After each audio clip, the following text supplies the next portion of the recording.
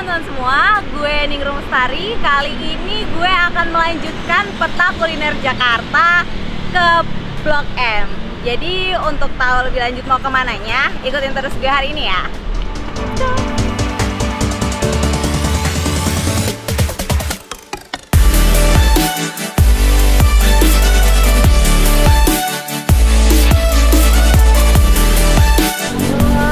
Halo. Halo, baik. Temen gue masuk dari halte ke halte. Mas, kita langsung aja kali ya? Boleh. Yuk.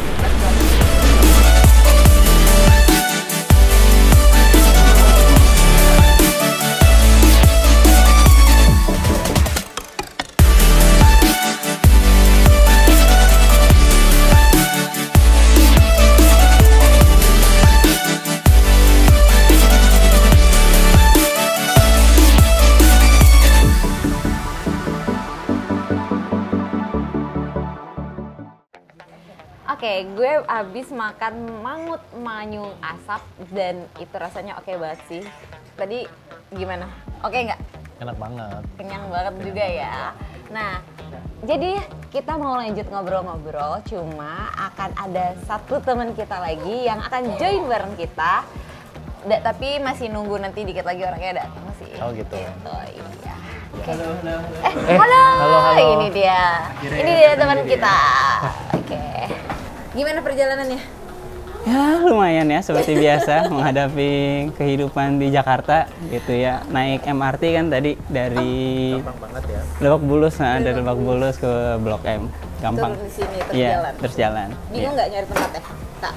Karena jarang kesini, jadi sebenarnya begitu masuk si Blok M Square ini kayak ini di mana ya? Cuman ada petunjuknya dan nanya-nanya bisa akhirnya sampai juga. Isu tentang polusi dan transportasi publik itu bagaimana dapat berpengaruh pada penggunaan transportasi publik? Kalau polusi udara kan memang ini salah satu isu yang lagi naik daun gitu ya di beberapa minggu terakhir di Jakarta, dan sepertinya banyak organisasi, nggak cuma Greenpeace Indonesia gitu yang mengkampanyekan ini. Jadi senang sekali sih kalau nggak salah Greenpeace Indonesia mulai kampanye soal polusi itu 2017 ya, polusi udara. Dan sekarang sepertinya sudah semakin banyak yang aware dan ya ada peningkatan gitu ya soal alat pantau gitu ya, informasi ke masyarakat. Walaupun kalau soal tindakan nyatanya juga dari pemerintah seperti apa tuh kita masih nunggu gitu ya.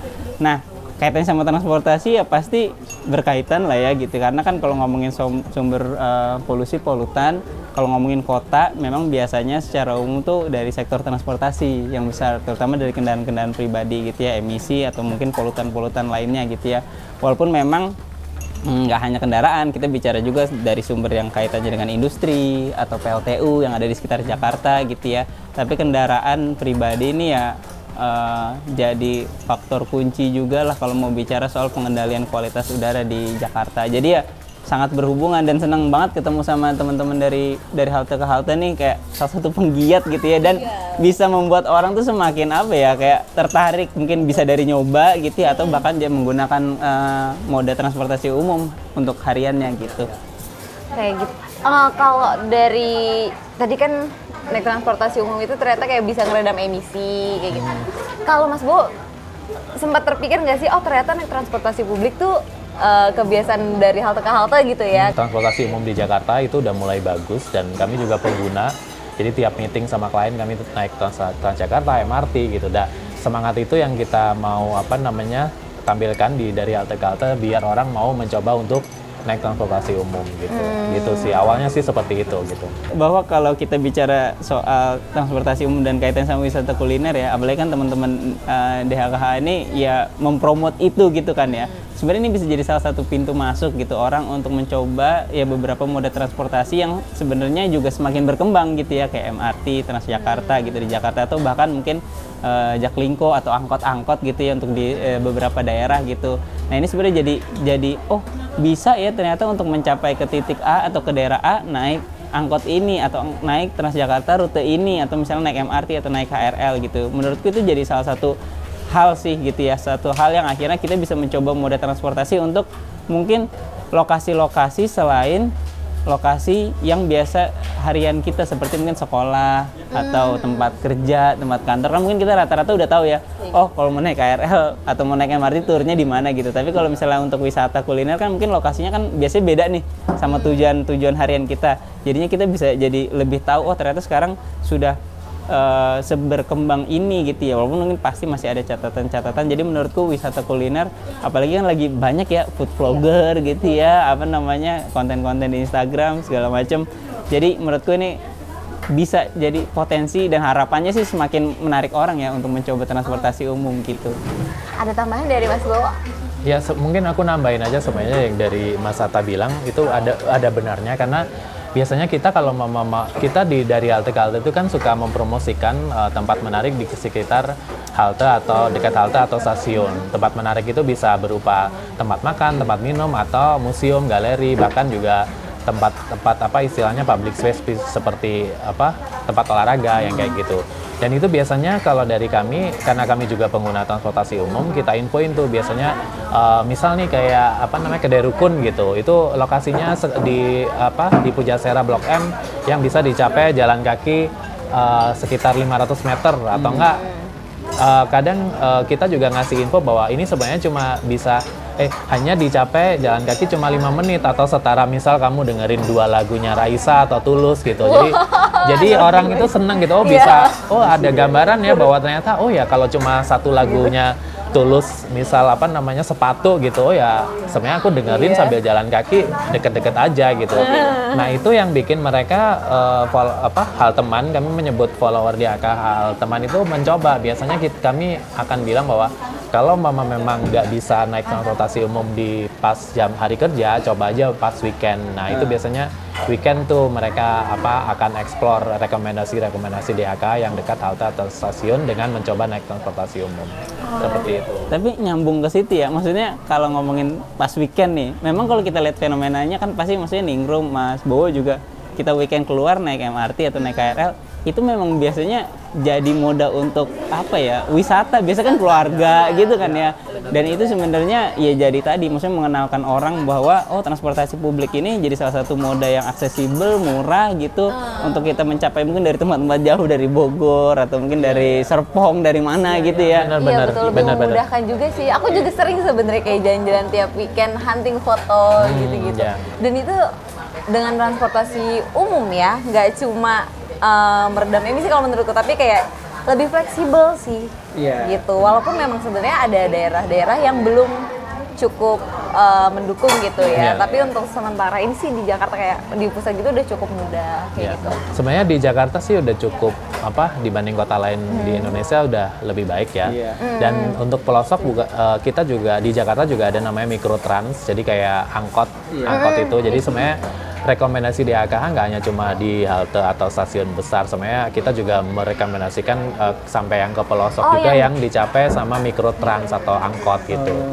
Gitu sih. Jadi kayak salah satu rekomendasi yang di mana di Tanjung Priok itu kita naik kereta dulu sampai stasiun Tanjung Priok terus baru oper angkot masuk ke perumahan gitu. Dan itu ternyata pas dijalanin ternyata nyaman juga ya gitu.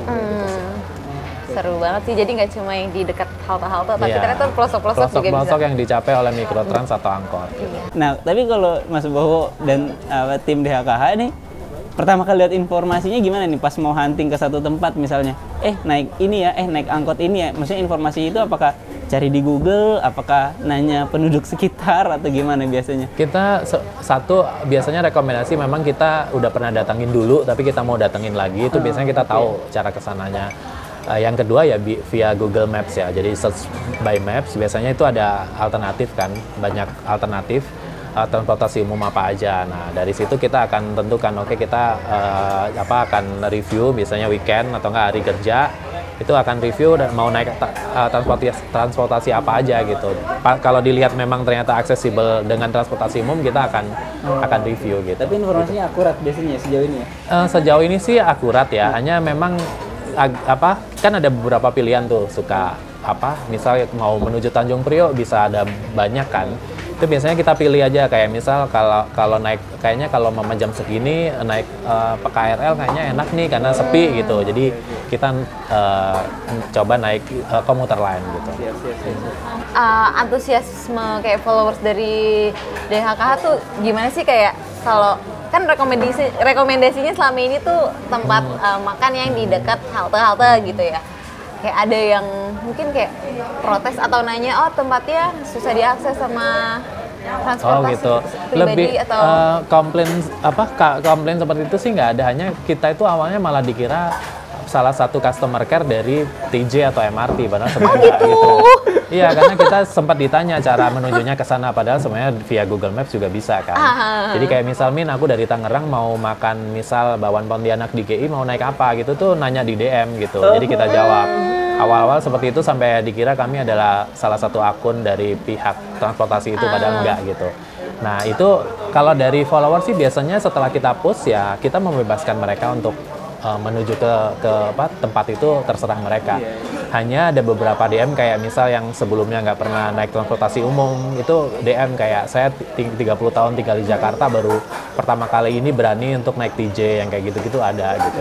Oh, keren juga. Ya, jadi bayangan bahwa transportasi umum Jakarta yang dulu mungkin menakutkan buat dia, jadi kita infokan di DHKH itu ya senyaman, istilahnya aksesnya itu juga enak gitu. Karena kan kita juga instastory-nya berupa perjalanan menuju ke tempatnya, terus reelsnya juga jalan kaki gitu. Jadi kita bener-bener cara kesananya itu kita infoin secara detail lah. Aku tuh salah satu followers DHKH juga. Oh, gitu ya? Tapi karena ya mungkin memang butuh effort kan naik transportasi umum, tapi kayak sejak ada DHKH kayak lagi di bus misalkan, udah kayak mau singgah dulu deh di sini gitu, kayak yaudah berhenti mampir dulu ke sini kayak bener. gitu sih. Jadi kayak kadang beberapa follower yang pekerja, rata mayoritas kan pekerja ya, itu biasanya sebelum pulang ke rumahnya itu suka mampir dulu. Bagaimana isu plastik dapat diterapkan pada pelaku kuliner?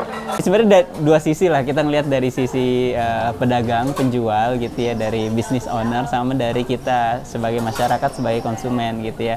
Karena kalau mau ngomongin soal peraturan yang sekarang udah ada, soal peraturan Menteri LHK tanggung jawab produsen, sebenarnya tuh penyedia jasa makanan dan minuman tuh sebenarnya diatur juga gitu ya, untuk akhirnya bicara mengurangi sampahnya mereka lah, butuh upaya untuk mengurangi sampah dari jasa bisnis yang mereka lakukan gitu ya, termasuk sebenarnya restoran, tempat makan gitu ya, baik skala kecil maupun besar. Walaupun memang pada implementasinya aturan ini lebih ditargetkan untuk perusahaan-perusahaan manufaktur dulu yang paling utama gitu ya.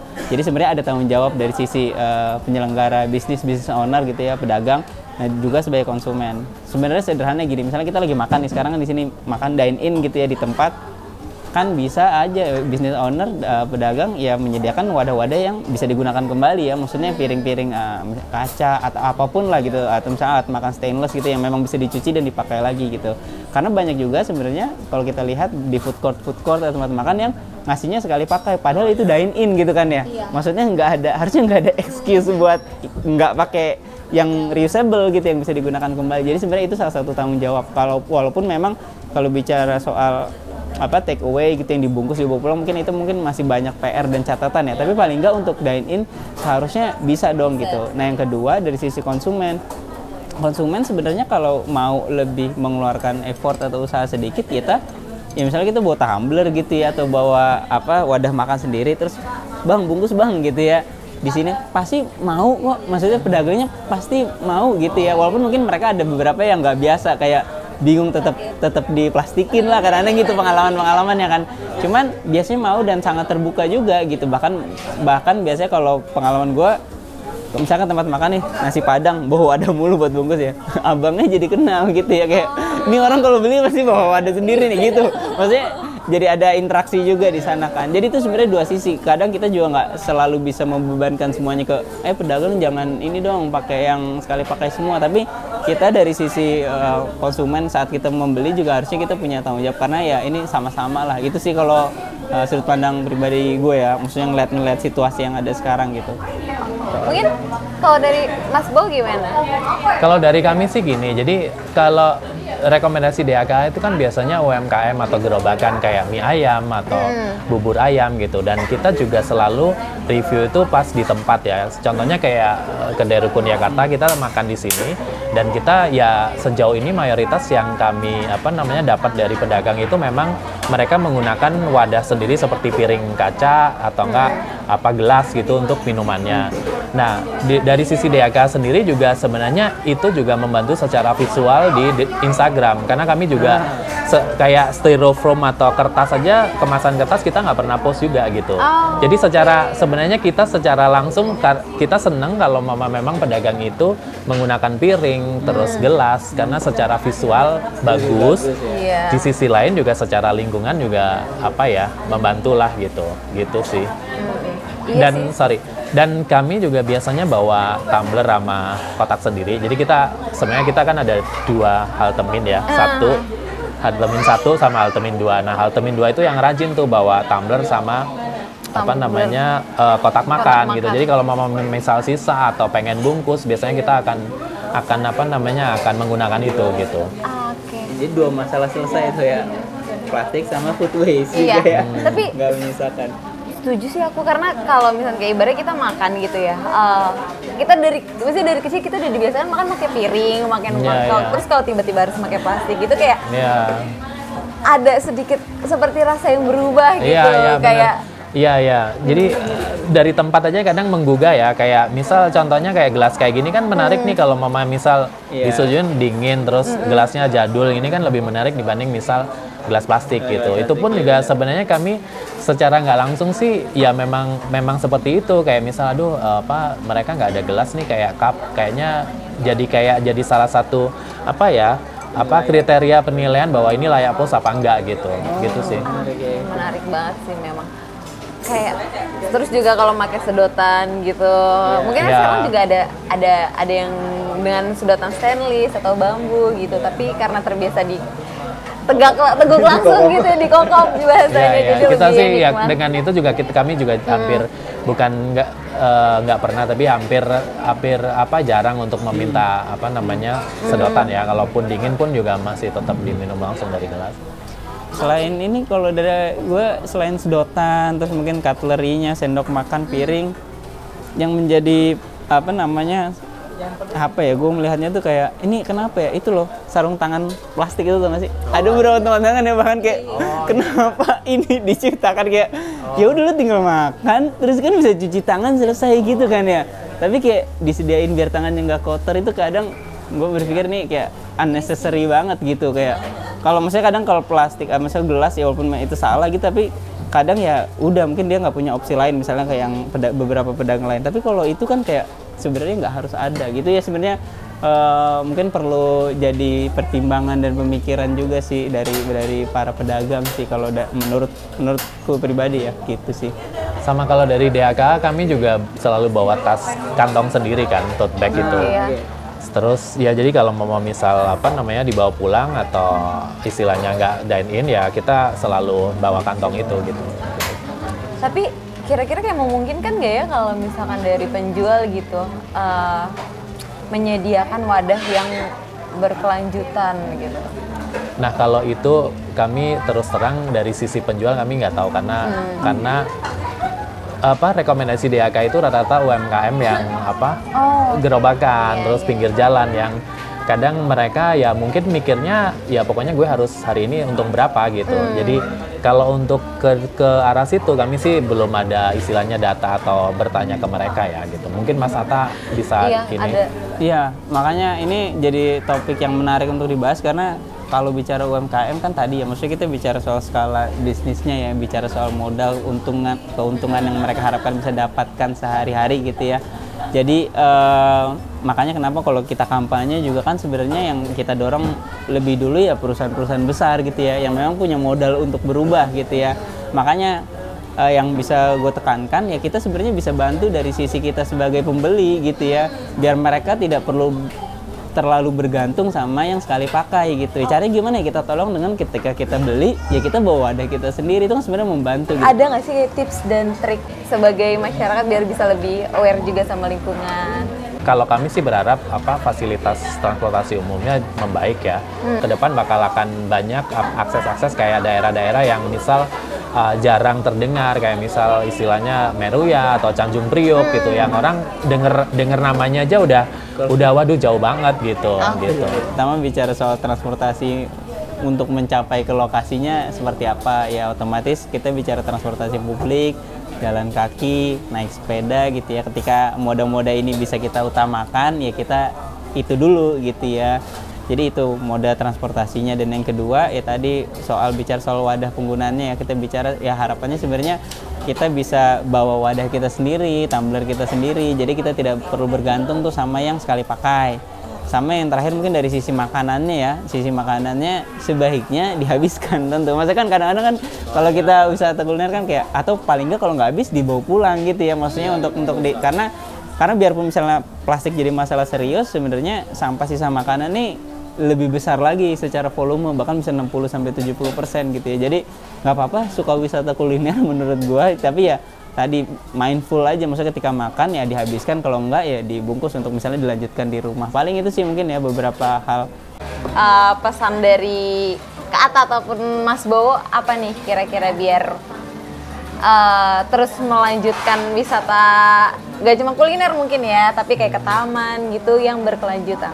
Mungkin yang pertama kepada pemerintah ya, tolong bisa ditingkatkan lagi gitu ya. Kita bicara soal coverage, konektivitas gitu, transportasi umum, karena sebenarnya masyarakat nih mau kok pakai gitu ya untuk harian, untuk wisata, untuk rekreasi, asal aksesibel, terjangkau, murah gitu ya, dan mungkin untuk membaca informasi petunjuk arahnya juga mudah seperti itu gitu ya. Jadi itu jadi satu hal yang sangat penting sekali. Jadi saya minta tolong kepada pemerintah mungkin Jakarta ya, pemerintah Jakarta gitu, dan yang mungkin instansi-instansi yang terkait untuk bisa ditingkatkan gitu ya. Nah kalau dari masyarakat sendiri ya tadi, maksudnya yuk kita coba mulai naik transportasi umum, apalagi kita lihat sekarang kan maksudnya polusi udah semakin ini ya, jangan sampai kita jadi salah satu ini juga nih sumber masalah juga gitu ya, dengan selalu mengandalkan kendaraan pribadi gitu ya ketika beraktivitas harian ataupun misalnya berwisata di Jakarta ataupun sekitarnya. Oke, boleh dilanjut Mas Bowo? Iya, jadi Jakarta itu sebenarnya kita bisa menemukan hampir semua masakan daerah di Indonesia di Jakarta. Dari mulai ayam tangkap Aceh sampai ikan bakar Manado gitu. Warung itu bisa dicapai dengan naik transportasi umum. Jadi harapan DHKH sih buat warga Jakarta mencoba untuk jadi turis di kota sendiri, mencoba untuk naik transportasi umum, dan mencoba warung-warung UMKM di Jakarta. Oke, thank you banget Kak Atta dan Mas Bowo yang sudah nemenin Sama-sama. makan-makan dan juga ngobrol-ngobrol soal isu polusi sedikit, ke transportasi publik dan juga kuliner. Gue Ningrum, sampai jumpa. Dadah!